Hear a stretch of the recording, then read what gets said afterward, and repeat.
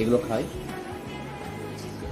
এগুলো খাওয়ার পরে আমি হোয়ে প্রোটিন রয়েছে, এটা হোয়ে প্রোটিন আমি 1 স্কুপ খাই ডেলি।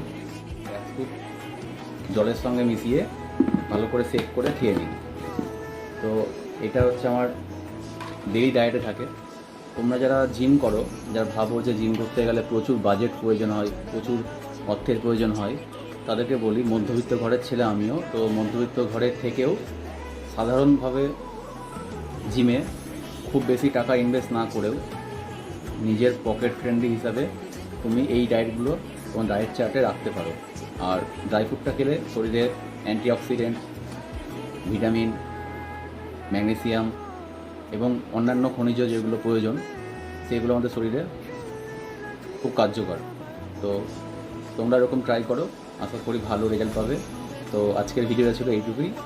ভালো লাগলে অবশ্যই ভিডিওটি লাইক কমেন্ট করে পাশে থেকো, আর সাবস্ক্রাইব করে আমার চ্যানেলটিকে সাপোর্ট করো।